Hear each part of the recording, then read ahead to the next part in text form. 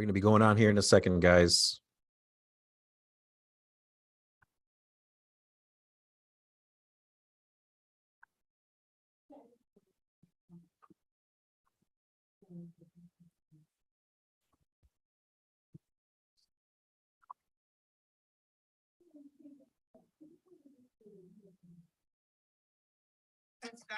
They hate is hate on self and love they wealth. That's why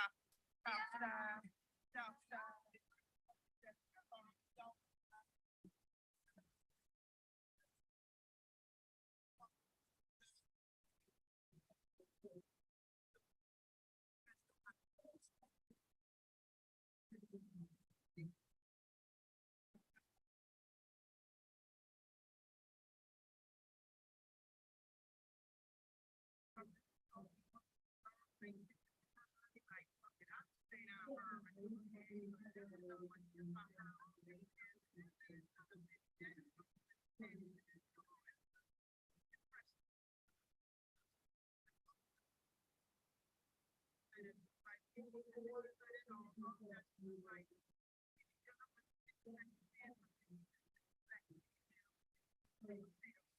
We'll be starting in a second. The topic today is about business planning for 2023. Maybe I should turn off this music, huh?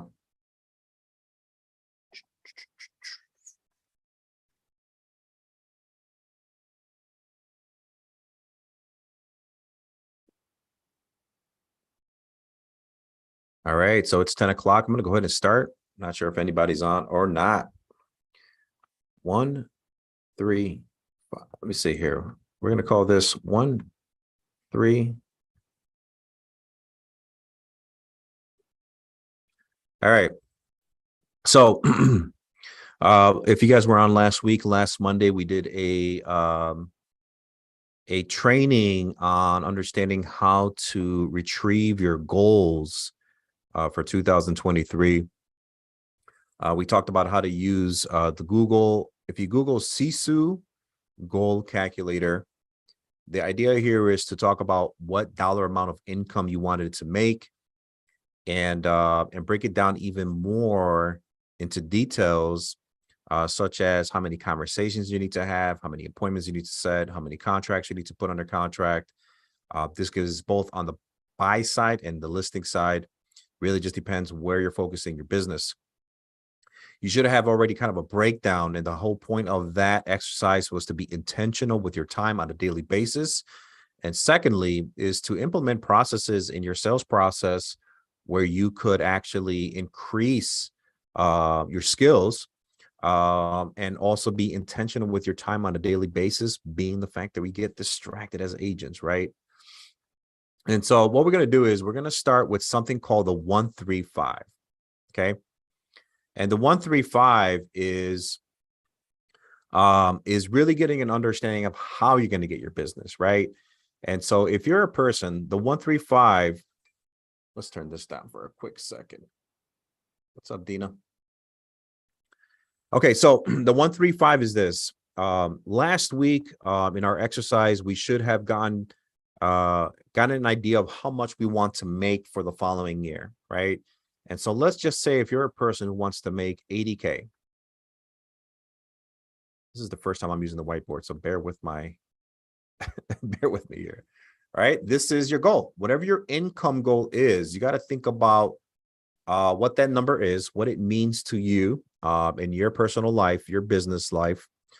Make sure you take into account all expenses like, IRS taxes, and how many vacations you want to take, and how much money you want to put away for investment purposes. Whatever that income goal is, you want to put it up there. That's your number one. Okay. The 3 is going to signify what are the lead sources that we're going to use. Where are we going to find to get business, right? So this signifies lead sources.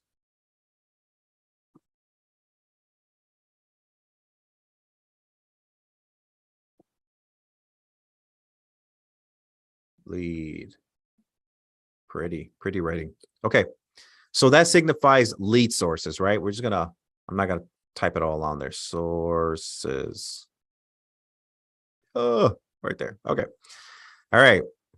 Now, this is essential because you need to really stop and think about this. This is going to challenge your way of thinking because you need to really look at what you did this past year. If you're an agent that has been around the block for a while, or maybe you just jumped in as an agent 6 months ago, a year ago, you need to look to see where you been spending your time, right? And what has really um, what lead source has really created a good source of return of investment for you, right? You really got to concentrate on that because if you have a specific type of lead source that is your bread and butter, you should be gravitating a lot of your marketing towards that lead source because you can grow a lot out of it, right? So let's talk about the 3 different lead sources. We'll call this one here past clients. So the PC is abbreviated for past clients. Well, and past clients, you can consider this, what do they call it? Low-hanging fruit, right?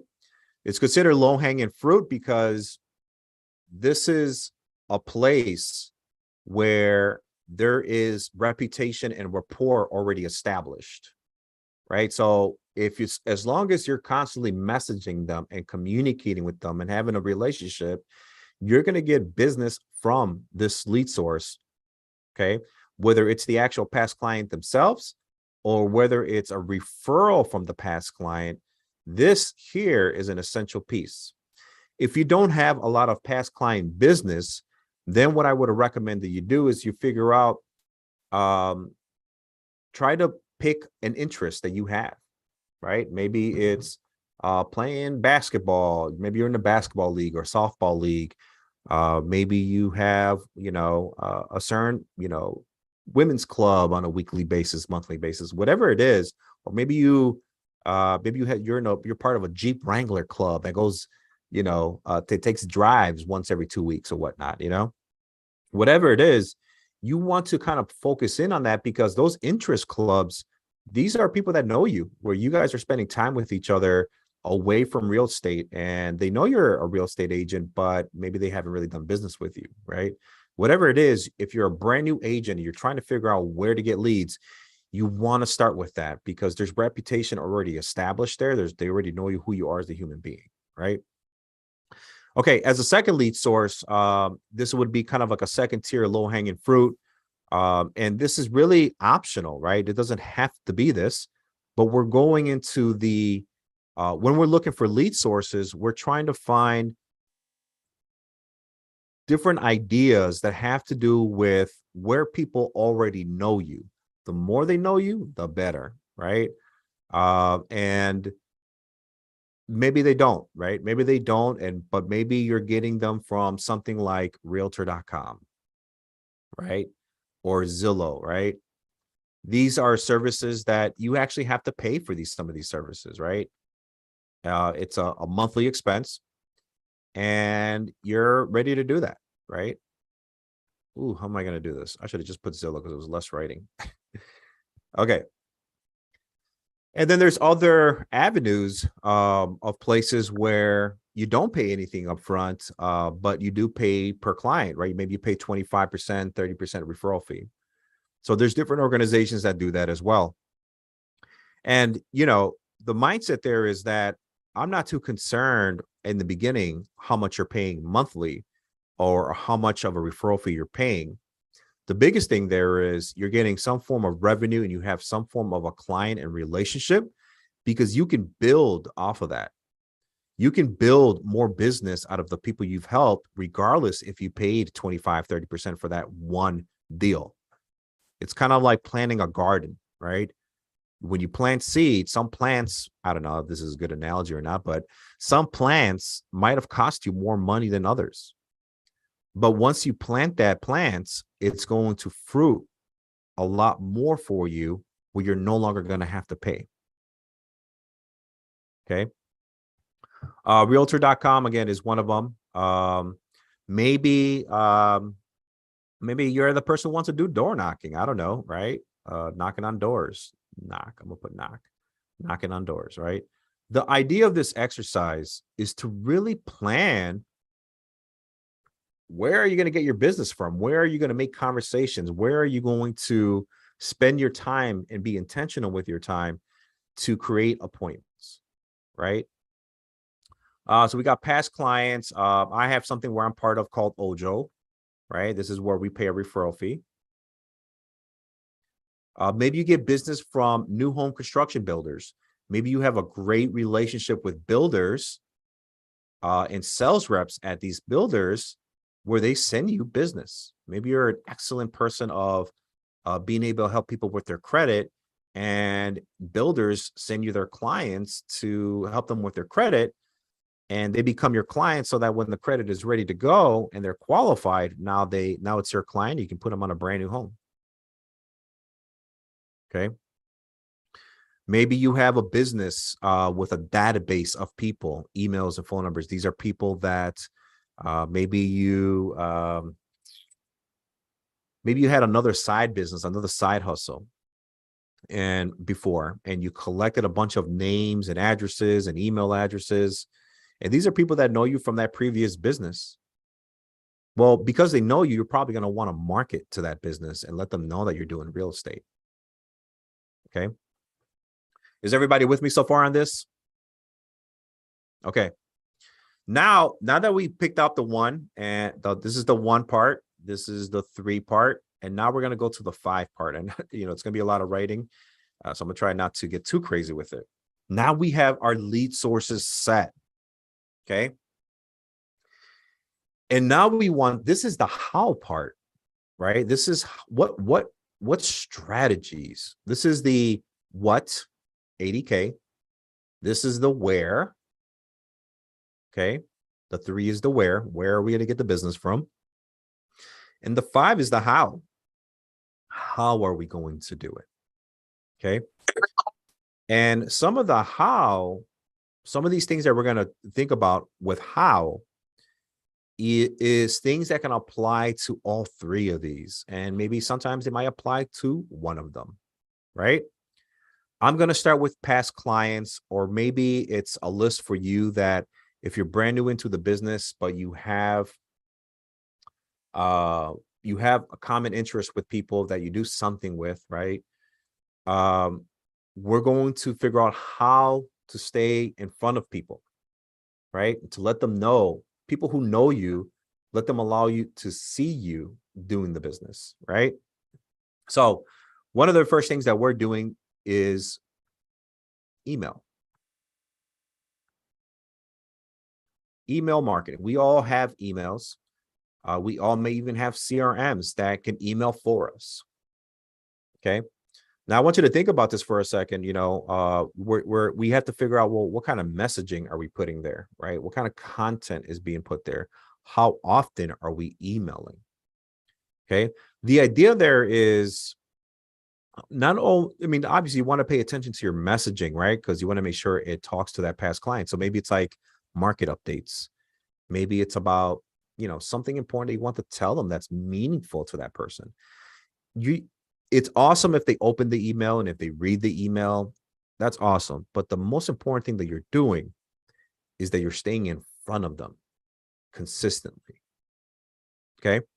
So in our email, sometimes we'll do email campaigns to let people know what social media platforms we're at. Maybe that'll be the first email. Then we might do like a market update. What's going on with the market and why it's not going to crash, right? What you want to do is you really want to talk to that audience. I sometimes think about, like, what pain points are people talking about right now? Why are the values dropping? What's going on? Why is this different from what we experienced the past 2 years? Right. So you want to be very thoughtful about your messaging first, but just know that even if you don't know what's right, and you're just emailing people, emailing the right people, I should say, just know that the fact that you're even doing it to begin with is already a win, because what you're doing is you're staying in front of them. You're staying in front of their brains, right? Because even if it's not for them specifically, it could be for a friend of theirs that I don't know, just randomly have a conversation about getting financed or doing a refinance that might be a referral for your lender. It could be anything, but the most important thing is that you're in the forefront of their brains. Okay. So make sure that you're emailing people as a how, or this is one of the ways to do it. Okay. Now, your past clients, what I would recommend that you do, whether it's past clients or people that know you, here's what I recommend that you do as you're building this up. And this has a lot to do with all of your marketing, but specifically emails as well. As we're trying to figure out the how, and we're trying to figure out, is it working, right? Because you know what? When you know something is working, it encourages you to do it. Here's what I would recommend is start by analyzing the how the emails are going out. Start analyzing the effect that it's having by only messaging the people that know you. Okay. When you message people who are random people that don't know you, you truly don't see the level of effect that it's having for you. But when you email and you message people in your circle, people that know you or have done business with you, they are a little bit more inclined to look at what you're showing them. And so when you're looking at the statistics of things, email open rates, did they read my email? Did they message me? Did they private message me? Did they comment? Did they like? Whatever it is, that gives you more of a truer idea of, are these quote unquote hows, is it actually working? Because in reality, you want to build your efforts, your marketing efforts, you want to build your business from the people that know you. Because it sucks to build a business, to buy leads. You don't want to do that. I mean, you can sprinkle it in as part of your business, but that's not really, who you want to talk to, right? You want your efforts to go to the people that know you. You want to build your career based on your efforts on people that know you and know how you're going to treat them in the future. Okay. So emails is one of them, right? The second thing, and actually, you know what? I'm putting it PC, but really this applies to all of them. The second thing here, I'll put a. So emails can be for all three of these. But as you start, so that you can figure out if it's working or not, address a lot of your hows to your past clients or the people that know you. And why? Because these are going to be the same people that cheer you on. Okay. Video. I know we all have certain ways about how we feel about doing videos. Okay.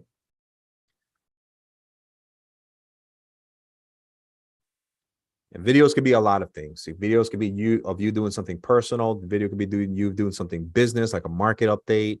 Maybe it's a property tour. Maybe it's a variation of everything.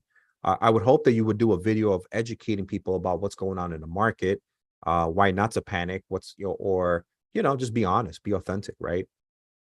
And the people that know you, you want them to see your videos, right? You want to stay in front of them on this second way of doing things, right? Because again, they're your biggest fans. I got a lot of TikTok reels going on right now. I never had TikTok. I didn't care to have TikTok. I almost didn't even care to have Instagram. But I did. I started at Instagram first, started slowly but surely developing content. I was always good at doing videos. I just never had the time to organize everything else that happens after the video. So now that we do, I'm actually going a little bit harder on the videos, and I'm doing a lot of educational videos. I'm talking about the things that are trending right now, the things that people are worrying about, the things that people are, excited about, or whatever it may be. Okay. And I really only care about identifying the people who know me that are actually watching it and actually engaging with it. That's really okay. Anyone else that I don't know, I really don't care if they view it or don't view it. I mean, if they view it, great, it's a plus. They might become a lead for me later. Who knows? But I'm not concerned about them.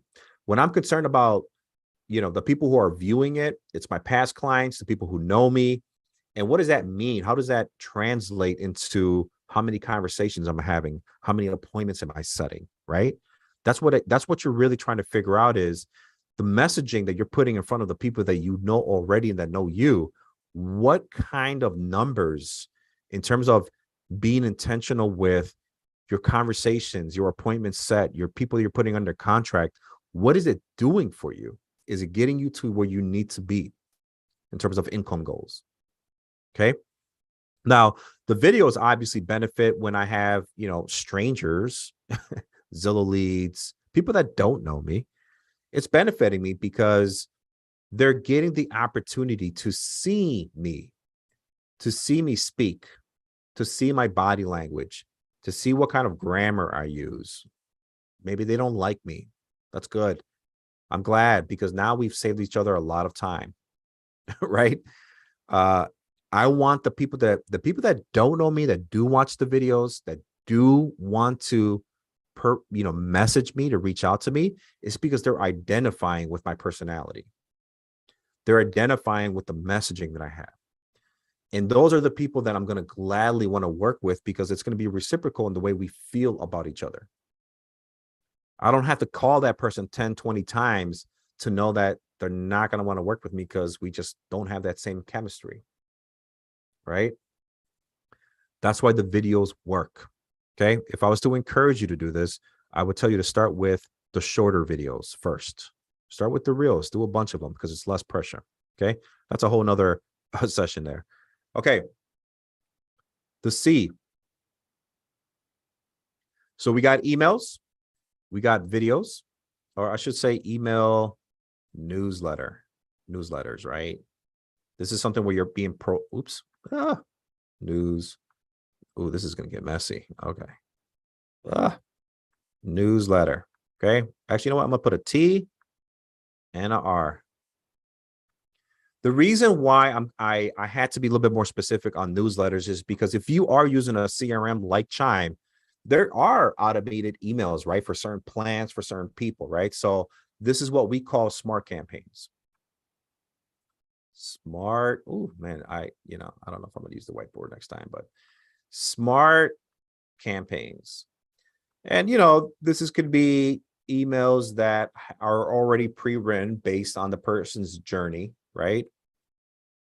It's based on the person's journey of where they're at. And you can use the text option. That would be wise, right, Karina? I like struggling. So let me go through the struggle a little bit. All right. So the smart campaigns, though there can be a little bit robotic, it is a way of staying in front of people because it's another form of email that they're getting and they're seeing your face, your name. Okay. So I've had people respond to me when I've activated a smart campaign in my CRM. I've had people respond to me to say, oh, hey, thanks for sending us this email. Right now, we're just not looking to do anything, but we will in February. And I'll email them back and I'll say, hey, no worries, appreciate it. And then I'll set up, certain tasks for me to follow up with that person a month before, right? And I'll make sure they continue watching videos of me so I can continue staying in front of them, not just by the smart campaign, but by the videos, by the email newsletters, right? I'm going to continue to nurture that relationship with that type of marketing. Okay. What time we got? 10:22. Okay. D, which is number 4. Events. Nothing beats a face-to-face. Right? And you want to work, you want to have a combination of all these things, but nothing beats events, doing a face-to-face. Maybe you're doing a home buying seminar, and maybe you're doing a home selling seminar, how to list your home, how to sell your home and get the most money out of it. Maybe it's a client appreciation event. Maybe it's, hey, I'm going to give away pumpkins, whatever it is, or pumpkin pies or whatever, right? The events is essential because now you get a face-to-face with people. Maybe you're inviting people to a movie theater on you, right? And then you have a vendor paying for it or whatever, right? The events is important because now they're getting a face-to-face with no pressure of talking about business. It's just fun. It's just there to sit and consume information without them feeling pressure to do anything. And what can happen is that I know I still got like maybe a fifth thing to talk about, but what can happen here is that when you guys are strategically placing some of these messaging, some of these hows, the email newsletter, the videos, the smart campaigns, the property alerts, which could be a fifth thing, right? The property alerts where you're messaging people the type of property that they want to see, and they're getting property alerts from your CRM. When you can look at all these things and you can see what people, what human beings in your group, the people who are interested in you, who know who you are, the people who are your past clients, you can tell out of, let's say, 50 people. Let's say there's 50 people you put on a database. They're all part of a book club that you're part of, and they know you, you know them. And you could tell out of those 50 people, you can tell which of those 50 are massive fans of yours, right? So out of those 50 people, Daniel, if you can put your mic on mute, please. If you have 50 people and 15 people or 10 people are people that keep coming back to you, they're the ones who comment the most on your social media. They're the ones who are viewing your videos. They're the ones that are responding to your email newsletters. They're the ones that are actively showing behavior because they are your biggest fans. These are what we call your biggest pumpkins. They're your biggest pumpkins because they yield you business, whether it's business with them or someone they know.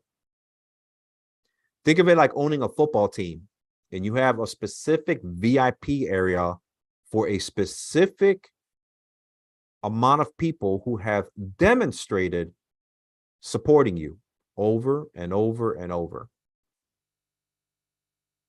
Okay. These are the people who may show up to your pumpkin pie giveaway, to your client appreciation event.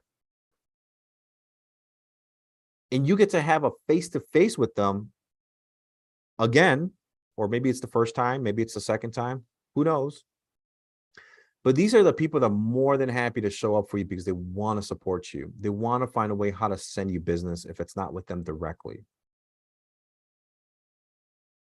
And what you'll come to understand is that you don't need to fill a room of 50 people. You really only need to fill the room with the right 10 people. Because those right 10 people can be the ones that help you get to the 80K.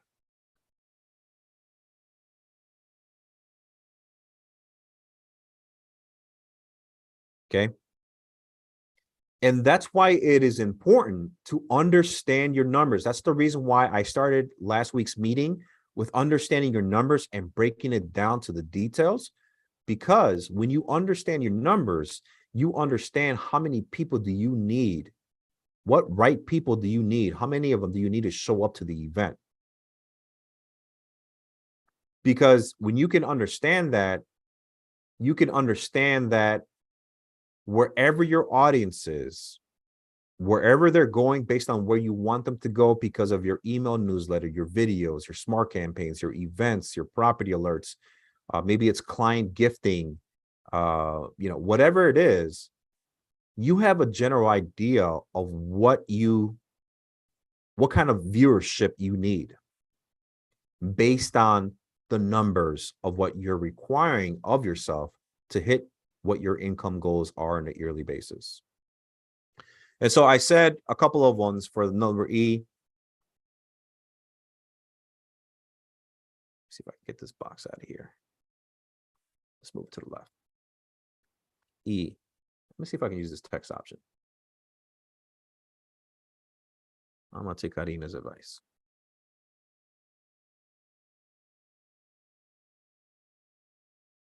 I mean, can you open it though?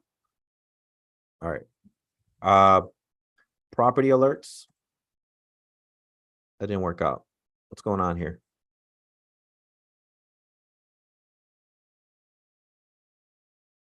Oh my goodness.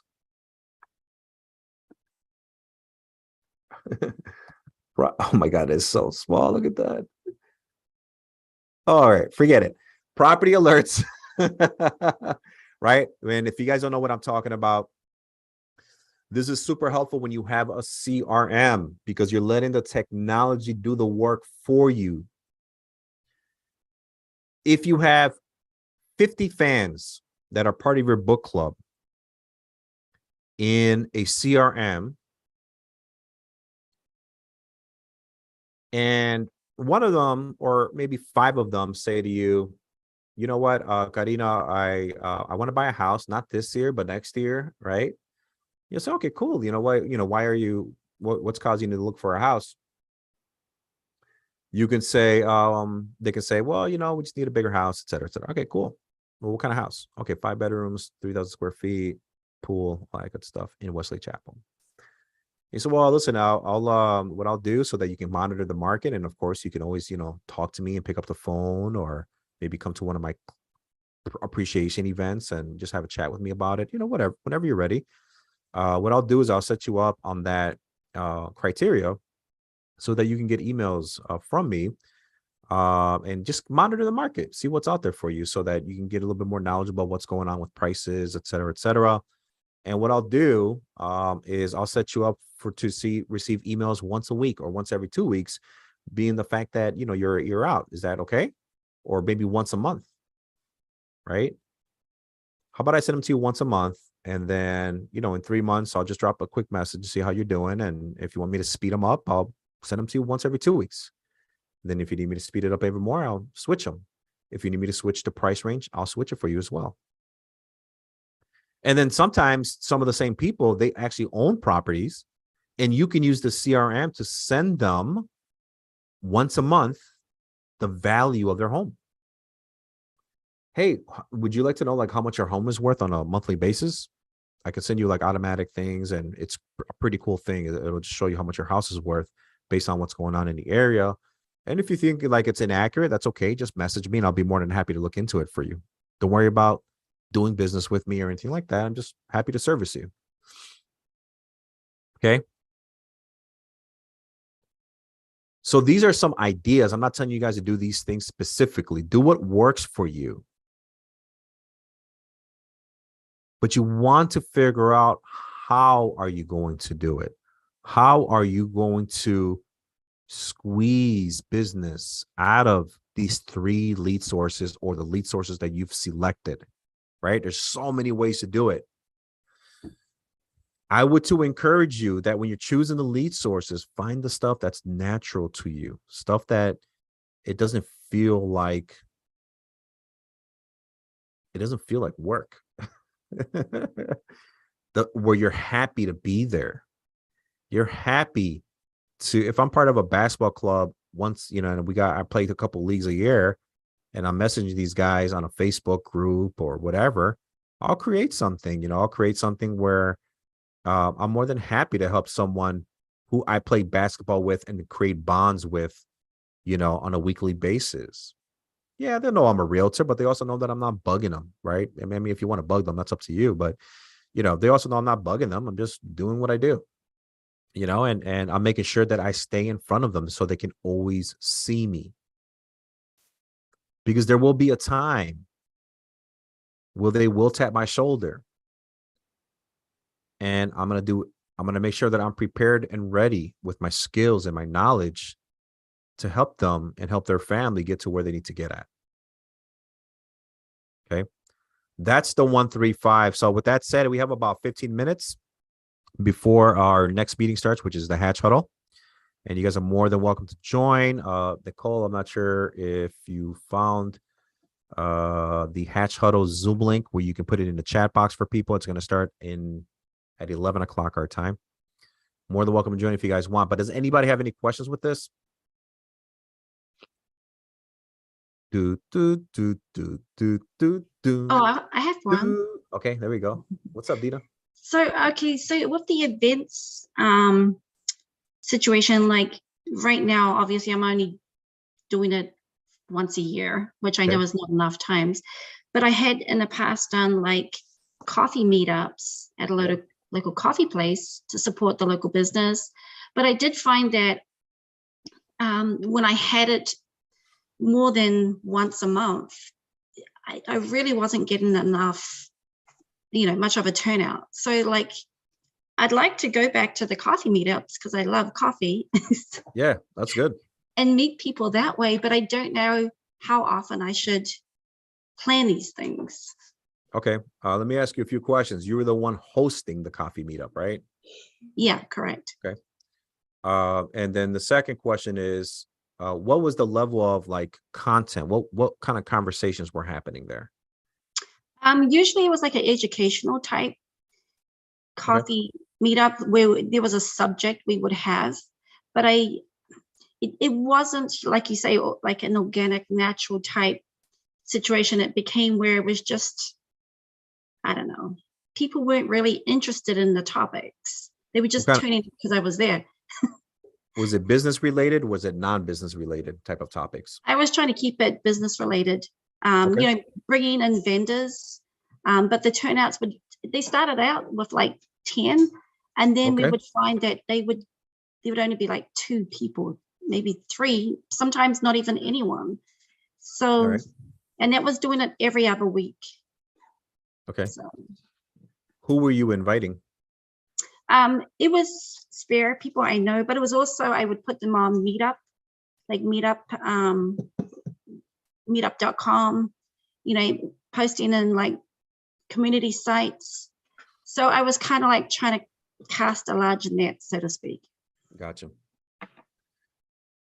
I would start by casting the smaller net with the people who know you.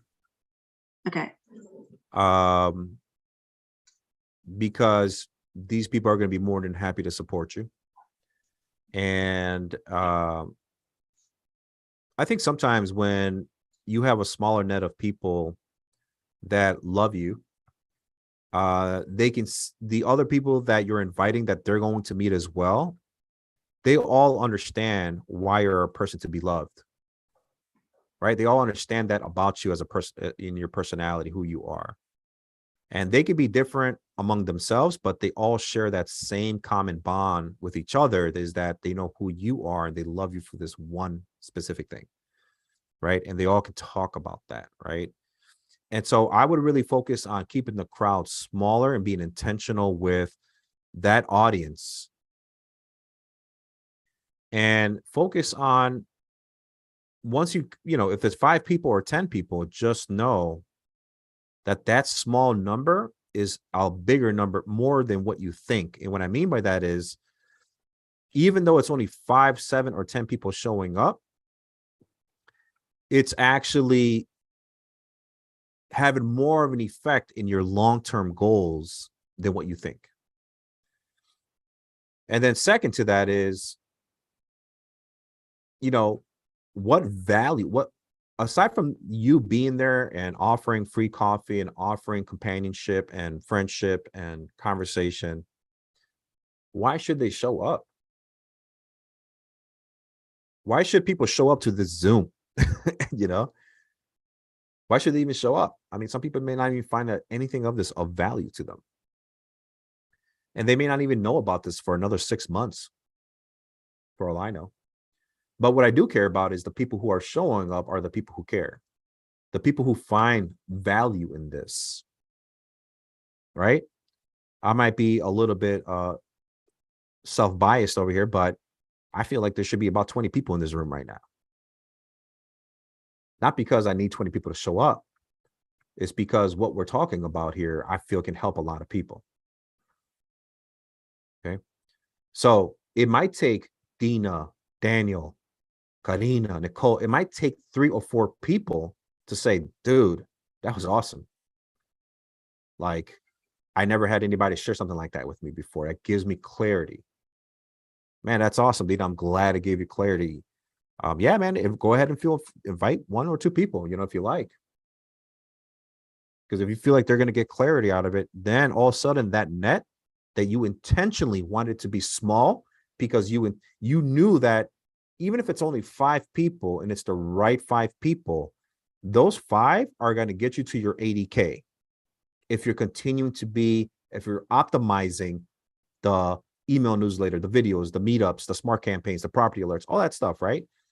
If you're optimizing it to the 5 people and they're finding value, they're going to say, man, my friend needs to know about this.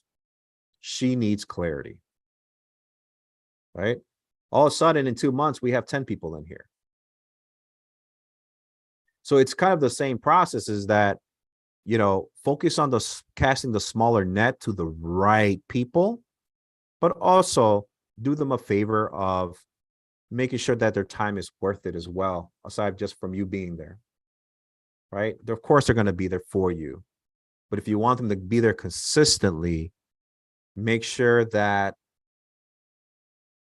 it's of useful time to them, Maybe it's like, hey, guys, we're going to do coffee at, what's that Pinot Palette place? The art, the art thing, the one by the by Office Max or Office Depot, where you draw or you do like art. Yeah, Pinot Palette.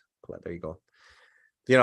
It's valuable to maybe your friends who love you and support you, because hey guys, we're not doing coffee, we're doing this time. I know we all need a break. Come on, let's go. Yeah, you know what? That sounds good, Dina. Like, I really do need this break. I find that of value. And then maybe in the third event, it's like, hey guys, listen, we're going to talk this time. It's not going to be as fun as the painting event and the wine. This time I'm going to have a guy come in here. I found out something really cool about investing in IRAs. It's crazy. And I just wanted to share this with you guys. Right. And maybe the fourth thing is, hey guys, man, I met this awesome person who just has an awesome way of thinking about, how to motivate yourself. And I know I needed it. So if you guys want to come and share this time with me, man, that'd be awesome.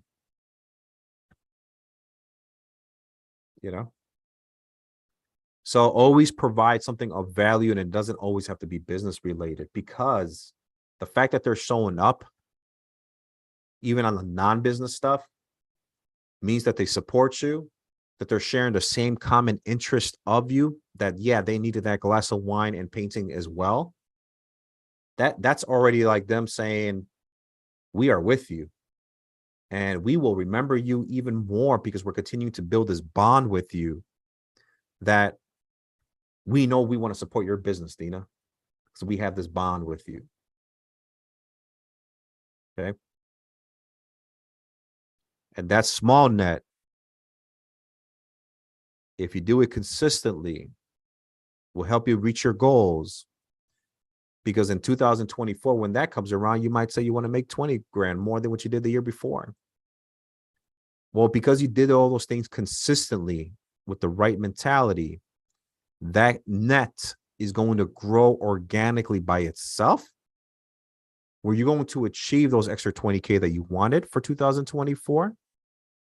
And you might even find yourself needing help to take care of all these people, right? And that's how it happens. And so, in my business, I always say, man, I really don't want a big team. I like it small. I like the relationships with my team members. I see my personal production, I want 5 people. Cool. But what happens is that, because we're doing everything right with our messaging, with our relationships, with the right people, with our right past clients, what's going to happen is that it's going to organically grow more referrals. And I'm going to need to add that 6, 7, 8, 10, 15th person that I didn't even want in the beginning. You know what I'm saying? But because business is growing, I have to make sure that my team is growing with the business. Okay. Good question. Anybody else?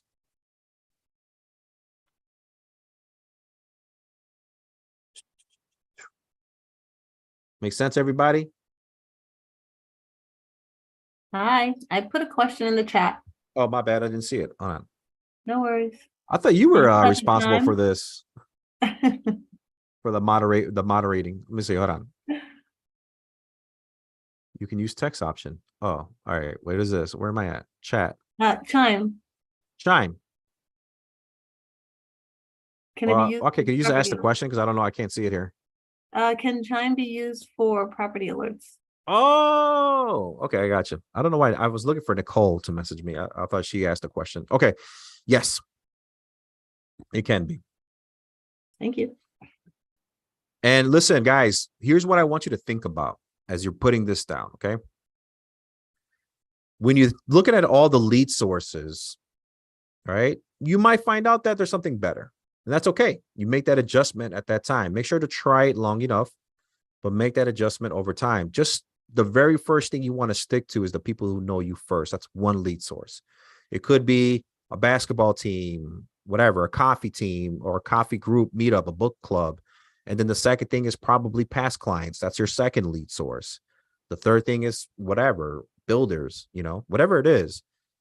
Go to the things where your relationships are already existent. Okay. And then when you're talking about the how to get in front of these people, and we're talking about all these different things that you can do, email newsletters, videos, smart campaigns, events, right?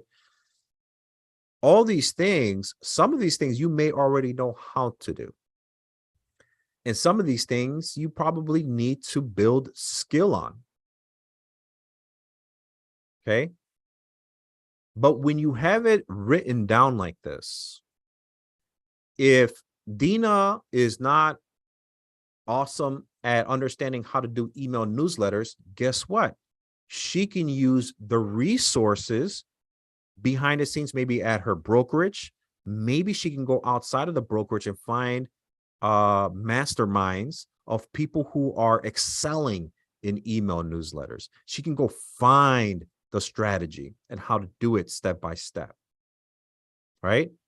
And so that's why you want to write it down, because you need to figure out, what do I suck at and what am I great at? Because the stuff that I'm great at, I'm going to put it in motion right now. And the stuff that I'm not so great at, I need to go find where to learn on how to do video.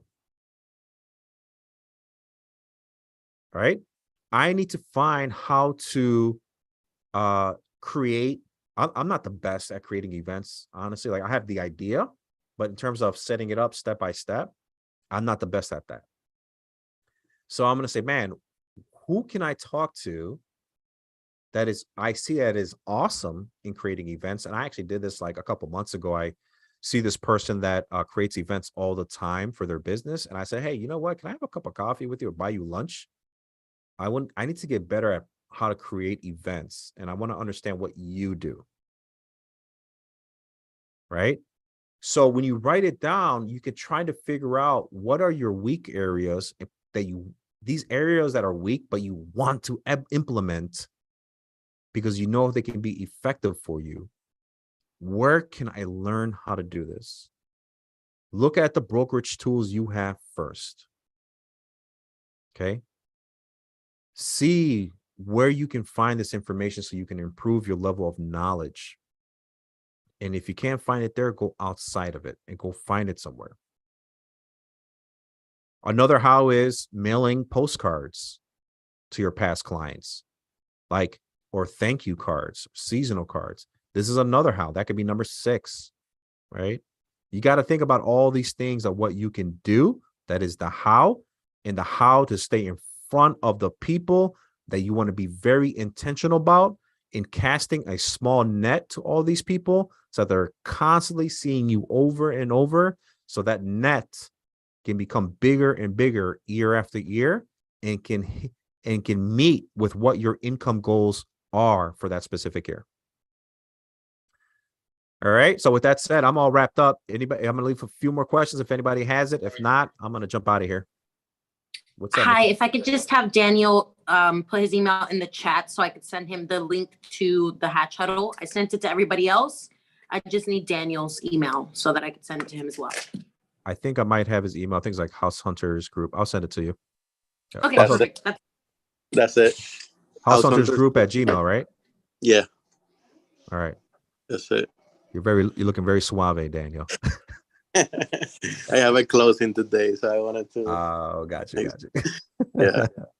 How's Right on. everybody doing? Good. Everybody's good, man. This I'm glad to see market, everybody come in and learn, man. This is pretty cool. Keep us this keeping moving. market is shifting, so we gotta, adapt. Yeah, and that's the idea, right? Is that like last week, whether it's shifting or not, too, right? I mean, regardless, but especially because it's shifting, instead of acting with panic and fear, put a plan in place. Be very Exactly. clear about being intentional. Because when you have a plan in place and you understand your numbers and you understand like, hey, we're all kind of experiencing this lack of clarity in planning. It gives you a little bit of confidence to say, man, you know what? I'm glad there's other people like me in a sense, because we're all in this. We can all plan. We can all use this help and put it in motion. Together. Yeah. Yep. Okay. Awesome. All right, guys. I appreciate everybody. I'm going to head out and that's it. See you soon. Good info. All right. Thanks, Daniel. All right, bro. Bye-bye.